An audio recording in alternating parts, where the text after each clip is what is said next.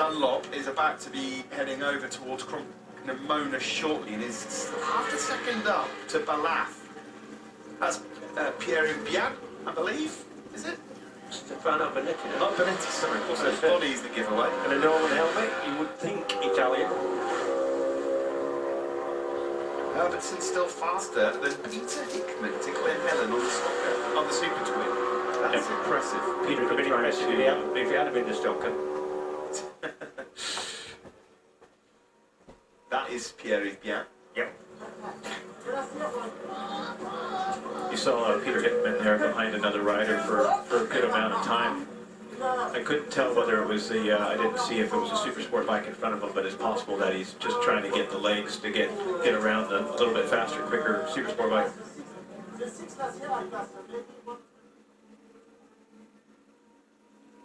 So, Super Sport at the moment is Coward, Todd Hickman, your top three. Super Twins right now, we've got Herbertson, Rutter and Brooks. McLean in fourth, and Marcus Simpson in fourth. There's the standings in Super Sport. At bottom left, still got Michael Dunlop to come through to the bungalow. Dean Harrison is out there as well. Sixth quickest to Balaf was Dino. And again through Ramsey. So Dunlop at the moment on course for the fastest lap of the week in Super Sport. Not that that would come as a big surprise to many. Out on the road there is Jamie Coward on his Super Sport. That's Paul Jordan then behind him. His Super Twin bike. Yeah, you can tell the difference over Crosby Jump between a Super Sport bike with perhaps 145 horsepower and a Super Twin with about 100. Saw a glimpse of number 50 there, Pete Murray from the United States. I believe is the only American in the event at the event this year. Yeah, shame there aren't a few more. I agree. Yeah, but hopefully over time we can get one or two more Americans back over here, Mark, and having a ride around this fantastic island. Well, at the moment, hats off to Pete for making the effort and coming from Arizona. And you know, he's an airline pilot and he loves his TT. He's done a few. What is known of the TT in America? Is it widely known? It's becoming more popular by the year, of course, with all the content that's being put out there. And I know, you know, personally, in the last 2 years, personally, maybe 9 people that have never come before in person have shown up to do the whole thing. We met 2 in the hotel at the beginning of the week, Chuck and Debbie, and they were really excited. Didn't really get it, but they were getting it slowly. What's to get, you know, just stand there and enjoy it. I know, they were loving it. Yeah, cool.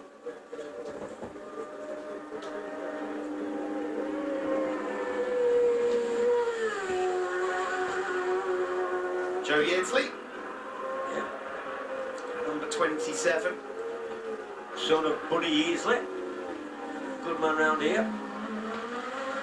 Dean Harrison has just completed his Super Sport lap and has gone to fourth in the standings, 124.5 for Dean Harrison.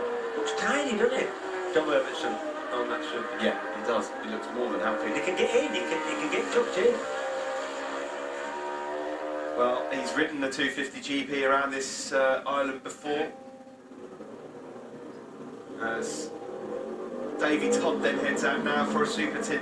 His second Super Twin lap of the week is all. Currently fastest of the Super Bikes, the fastest of the Super Stocks went to Dunlop earlier. Davey didn't go out on his Super Stocker. So far he's been in the top 3 in pretty much everything he's gone out on. Great Eve. Tom Herbertson talking about the little pattern Super Twin being just like the 250 GP two-stroke bike he rode around here at the Manx, and very similar in terms of power, around about 100 horsepower, but a lot of difference in weight. The 250 GP bike would have been down at about 110, maybe just slightly less kilos, and over 150. The limit is 150, the minimum limit for the twins. I wonder how the corner speed compares. Obviously, the 250 is probably unmatchable, but I wonder how close you can get on a pattern. I don't know, I mean, very tractable, the Super Twins, compared to the V-twin two-stroke, I would have said. That made it in around here, and a lot of this place, although you can have a bit more weight with the Super. Is that Neve a bit wide? Yeah, a bit wide, right? Yeah, Ramsey, that's alright. I would have said that a lot of this place is momentum, and the weight doesn't really count for that much unless you're trying to accelerate. Just speaking of dog riding, funny bikes, he is one of the men that rides a lot of different machines in a year, doing all the classic racing and all kinds of stuff. Just saw a couple of your Super Twins go through. That's Michael Rutter, of course. Up ahead of him on the road is Adam McLean. Amongst the best turned out bikes in the paddock, and certainly one of the best colour schemes for me is that Badham's colour scheme. Back in the 130s today, a certain John McGuinness MP. He's down with Rick in pit lane. Yeah, John, back in the 130s, feel good? Yeah, it felt good. Yeah, the first lap was good. Get a bit of a go off the line, give it a bit of a rev up, you know. Thought, cause last year I was weak on the first lap, so yeah, to ping a 130 half my standard was definitely a bit better for me. But yeah, it was just a bit windy. I'm still a little bit cautious. Don't feel too bad here, but when you're out on the track, you get some real nasty little unpredictable gusts and make you jump out of your skin, you know. And you don't expect them, and you just get somewhere at the end of the crunk of body, and you just like whoa, up against the banks and stuff. You just like, it's a bit nerve-wracking, but apart from that, yeah, we're in pretty good shape. Do you feel like you are where you want to be at this stage in TT? Yeah, I think I'm exactly where I need to be and where I am, and they're honest lap times for me, you know. I think, like I say, at lap 2, we may have scraped into mid 131s maybe, because we got some yellow flags from through Schoolhouse, and then another one straight after that up through Whitegate. So, and I slowed right down for the flags, because you don't know what's around the corner. But you know, if you had my sectors up, the ideal sector time probably 1.3, 1.5, and that. So, which is where I ended up last year. The fastest lap I did last year was 131.2, so in the senior on the last lap. So we're in a better place. Yeah, bike's good. Just I'm feeling all right. I'm enjoying it. You know, I'm feeling a bit tense and a bit at the time. I put a bit of pressure on myself. I look around me and all the top guys are everywhere. I got the #1 plate on the bike, but like Javier, my boss just said, go ride the bike, just enjoy it. You know, that's all I'm here for, is to ride the motorcycle and enjoy it. And when I do that, I do really enjoy it. Where we end up is where we're going to end up. Are you thinking about the weekend yet? I'm thinking about the weekend. 51 weeks of the year. This race, it never comes out of my bloody head. But yeah, it does. Yeah, I'm thinking about it. You know, I hit my bed and like it never stops. And but yeah, it'll soon be round, and you get one under your belt, and you know that big sort of Superbike Sunday. So the other man's going to be buzzing. There's going to be thousands here. You know, I've ordered the sunshine. The wind's going to drop. It's going to be an epic race, and you know, if I get to the checkered flag, it won't be a million miles away. So yeah, I do think about it, but you know, it's pressure's on the other side of the garage. Dean can do the winning now, not me. You've done well over 1,000 laps on those roads around the mountain course. Do you still find yourself learning little things every now and then that you think, I've never noticed that before? Yeah, do you know what? Weirdly, I've been watching sort of Hickey's onboards and some other fast guys onboards, and there's a few corners they've been going around a gear higher. You know, they left the right-hander before. Sorry, they're going into Quarry Bends. I'm going through there in 5th gear instead of 4th gear, and there's a couple of corners on the track there where I'm a gear higher, and you know, you're never too old to learn. And you know, I raised the bar for a while, 28s, 9s, 30s. They've gone on and raised the bar even higher. So you know, I'm not. You know, I'll be looking at them guys now. But yeah, there's a couple of corners that make gear higher, and yeah, we're liking it. You know, it's adding to the lap time. So yeah, you know, everything out there is still the same. It's still the same track and that, but you know, it's just a couple of, I'm just nibbling a 10th here, nibbling a 10th there, and hopefully we can match where we were in 2015 with 132.7. If we match that, I think I'll be happy, you know. John, thanks for your time and have fun. Thank you. Yeah, thanks very much. Great to hear there from John McGuinness. Sounding like he's having some fun out on that Honda. Great bike, and he's in the. He genuinely seems like he's in the best nick he's been in For a long time. Yeah, I'd agree with you. Best nick physically, best nick mentally. He's had a good run in, done a couple of BSB Superstock races and got as quick as he's been round the short circuits. And I think for that, he's enjoying it a little bit more. And you've got to manage your expectations. That's how he put it to me. He ain't going to come and win, but he can still pedal on. And if he can get quicker than he's ever been, that's an achievement. In terms of lap times, we've had a few go over the line whilst we were listening to John there. You're tracking here Peter Hickman out on his Swan Yamaha on his Super Twin. He's gone ahead of Dom Herbertson naturally over the mountain. Herbertson, to be fair, had his number through the first couple of sectors. Maria Costello is about to head out on her Super Twin machine. We've had James Hillier over the line in his Supersport, 121 for him. Himes 122 as well. Pierre Bian 119. Michael Dunlop second quickest, 4.7 seconds down on Jamie Coward. So his time actually from Wednesday is slightly quicker for Michael Dunlop on his Supersports. Yeah, but I think if he's decided that he is going to go with that Yamaha R6 and not the Triumph Triple, I think then he's working on it. I think then you need a little bit of setup time on the bike you've chosen that you're going to ride for that race. Jamie Coward went out for a second lap on his Supersport. I think, as he mentioned in that interview we heard earlier on with Rick, he knows his Super Twin, like the back of his hand, is working well. He doesn't really need to spin too many laps on that, other than just qualifying it for the race. How good does Jamie Coward look on pretty much everything, but especially this 765? Look at that. Using a lot of road, but clean and not having to adjust his line. You know, it's just nice. Yeah, suits him. Lovely that was. And for the second laps to Ramsey as well, he is just a bit quicker as well than Mike Brown, who is again showing great signs of improvement.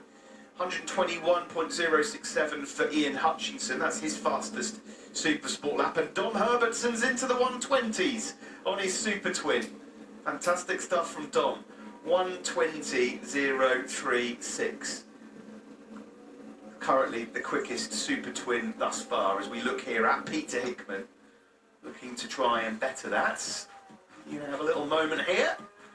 This is Hickett, just heading down to... Yeah, that's a little... He's just flattening a little jump out down towards the Craig, actually. That's just after Kate's Cottage. Craig Neve 123.084 on his Supersport machine. That is not far away from his best. Mike Brown, 124.7 for him. That is his fastest ever Supersport lap. So Mike Brown, he's looking good on his Aprilia RSV4 in Superbikes, and he's looking very good on his Russell Racing Yamaha R6 as well. So out of 2 laps each from Coward and Dunlop on the Supersport bikes across the grandstands, Coward still got him. He's still P1 after they've both done the same number of laps. Let's see how Peter Hickman gets on here on the Super Twins. At the moment, Dom Herbertson with the time to beat, 120.036 for him. Let's get Hickman over the line. From the rest of the day in solos thus far, Davey Todd topped Superbike, Michael Dunlop topped Superstock, Jamie Coward topped Supersport, and at the moment Dom Herbertson topped Super Twin. There's different names everywhere. No one is dominating necessarily, but we'll get Hickman over the line shortly, and he does. 120.885. He's just a bit quicker than Dom Herbertson on his Swan Yamaha. Either way, that is a good step for Dom. Of course, Davey Todd is out there at the moment on his Super Twin as well, so we'll have to wait for him to head through. But it's Hickman fastest in the Super Twin. Rutter at the moment. Third quickest, 118.097 for Mike. Great stuff from him. McLean fourth, and Josh Brooks has actually finally got out. Pretty sure in saying that's his first lap on the Super Twin. I think it is, yep. Wow, 116.1 on your first outing. Not too shabby.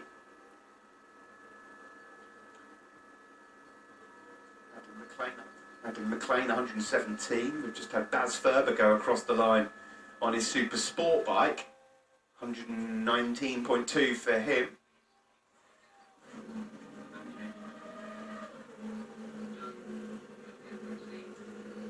Peter Hickman then, he's been out on the Swan Yamaha. No doubt told the team after we came in on his Supersport, I want a couple of changes made to the Triumph, and I'm going to try and stick another lap in, and that's exactly what he's doing. Yeah, the changes therefore would have been something that took a little bit of time, so leave his crew time to do it and use the time constructively with his Super Twin.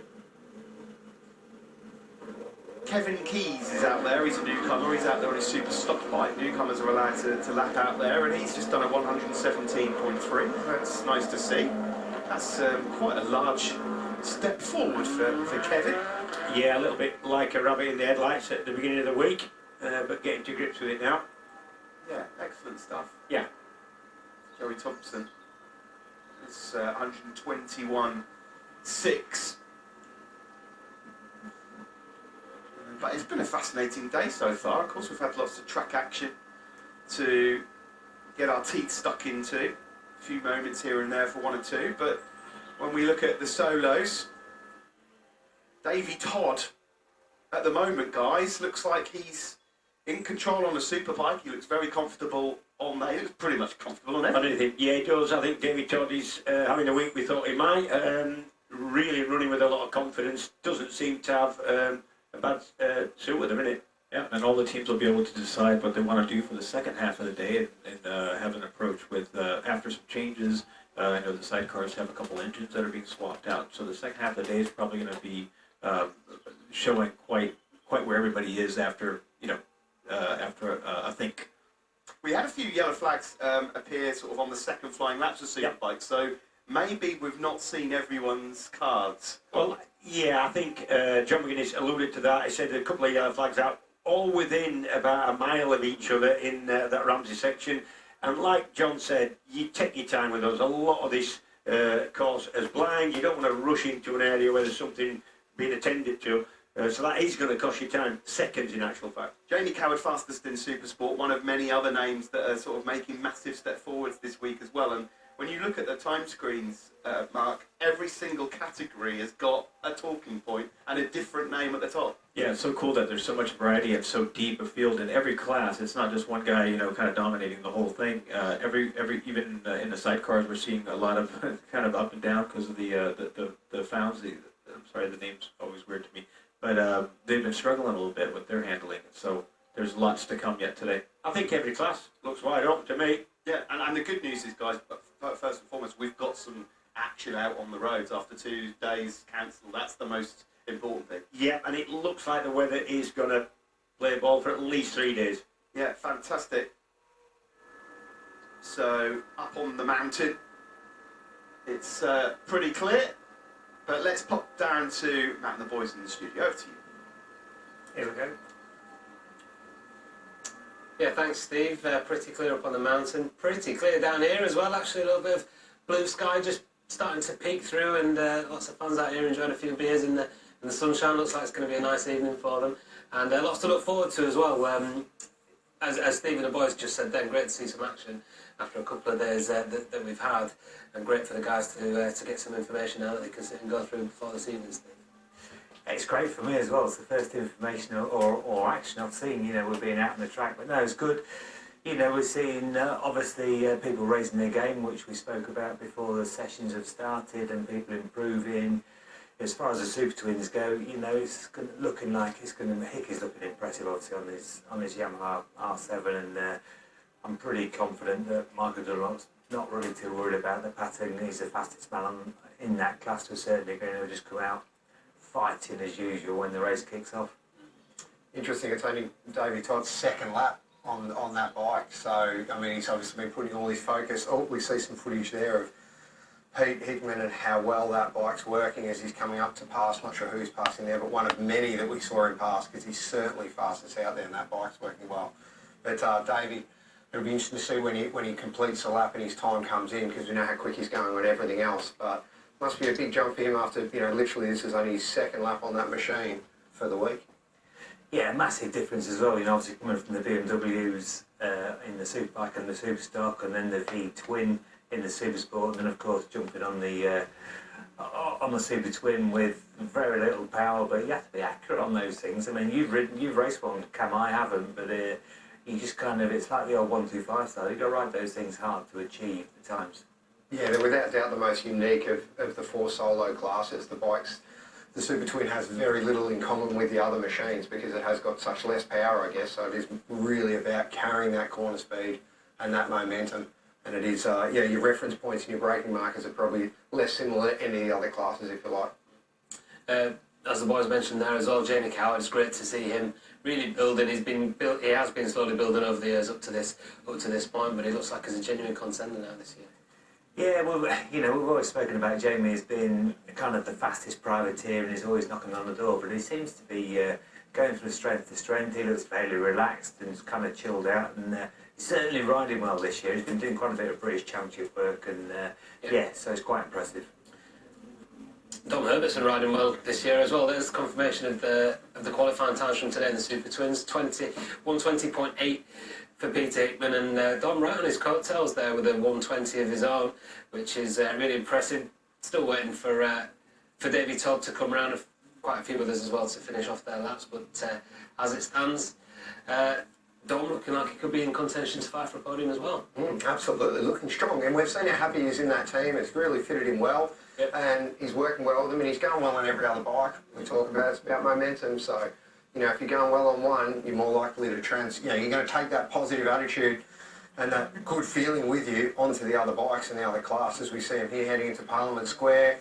Look at that, beautiful, isn't it? Poetry in motion, slowed down. Bike just twisting, turning, a little bit of a telltale black line where the rear's locked up a bit. Then just flicks it in all the way back to first gear for that turn, bouncing around off the bumps.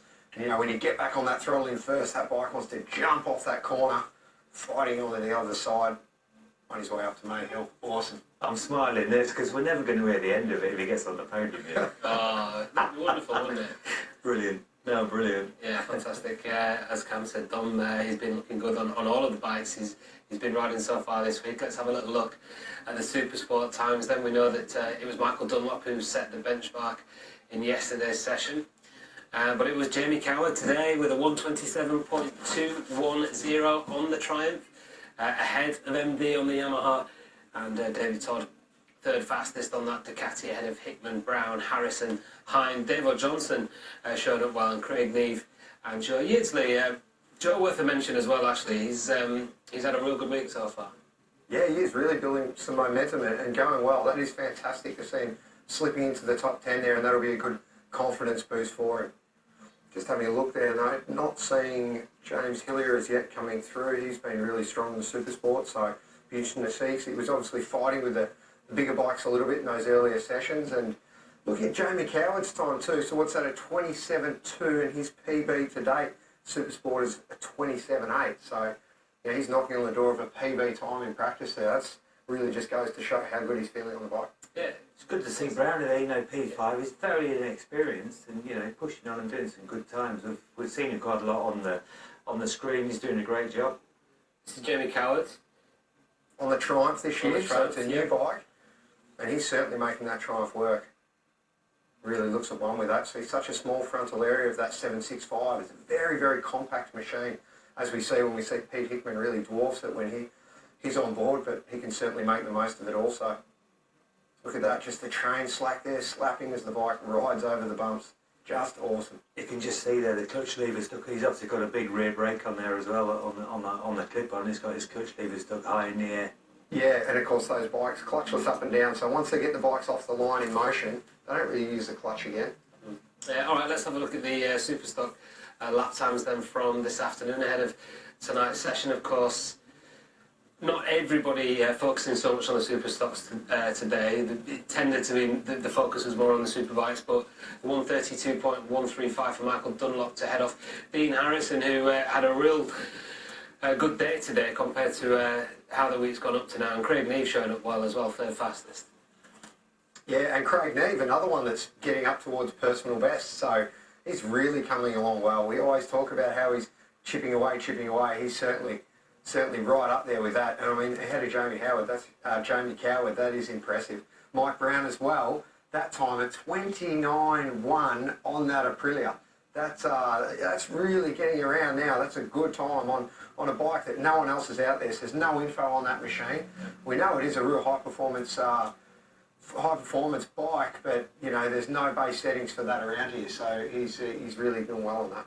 I'm not sure if there's a problem with the FHO bikes. Josh Brooks set off from obviously the pit lane and only made it as far as Bray Hill and pulled over, and then we saw Hickey queuing up and then was pulled back. But I know full well those bikes were only built back in the workshop last weekend after Hickey pulled out of Donington Park BSB, so it's quite a late start. Yeah, so there could be a few teething problems machinery-wise, but we'll have a session tonight if they do want to get some more laps in on the Superstock bikes. As I said, it seems to be that the focus today is more on the Superbikes, which is understandable given that they're going to be racing on Sunday, Steve. Yeah, very much so. And like we said earlier, they're making some big changes really, and this weather's only going to get better. You know, we've seen the guys, obviously, we kind of half predicted earlier on that the lap times are going to be starting to go very quick, and I'm pretty sure, you know, that they're going to keep going forward from now on. Yeah, well, they are now. Look, 33.942 for Davey. You guys mentioned as well, he was held up a little bit on that lap, so it could well have been a 134 for Davey, which I'm sure even he didn't really expect at this stage of the week, did he? No, not in the slightest. You know, we heard him speak on screen. I think when Grayson, you know, interviewed him, and he said he wasn't expecting the time on the first night, realistically. But it's more the case of keeping the boy calm, relaxed, and telling the race that's a flipping nightmare. Well, certainly the talking point at the moment from, I think, today's sessions has been that incredible time by Davey. Really, that's a lot of people are going to take notice of that. And also P4, Dean Harrison just chipping away on that hammer, moving up, getting closer and closer, as we suspected. So, yeah, it's getting better. Yeah, things starting to fall into place for the Honda. What do you... Oh, well, you are in Davey's corner, so what do the people around him have to do with Davey now, Stephen? How difficult is it potentially to keep his feet on the ground and keep him calm? Because he's got a sniff now of the potential that he's got here this week. The whole mentality, British Championship, and obviously on all of the roads, and especially here at the TT, is just to keep him calm. He's really, really confident in the guys working closest to him. You know, I don't have to do too much. He's got a great crew chief, Stuart Johnson. He's got some good mechanics around him. So the mindset's really good. You know, the big boss, Philip Neal, he's sort of standing back and letting everybody go on with it. He's working really well. He's booming, he's confident, and he's just happy with everybody around him. That's the biggest part of it. So when he's coming back and he's not quite so happy like on Wednesday, he went fastest, but they tried a different shop, it didn't work. But he's not getting humped, he's not ranting and raving, he's very relaxed, and as you can, he's been out today and improved again. Yeah, well, they always say a happy rider is a fast rider, and that is certainly the case for Davey Todd here so far this week. He's been fantastic in all three sessions, but just one more practice to go today for them in each class. It's coming up a little bit later on. We're going to take a little bit of a break now. We're going to let everybody here on the Isle of Man get home from work and home from school, and the roads will close again at 6 o'clock. We will be live from 6:15 local time for further qualifying action. We'll see you then.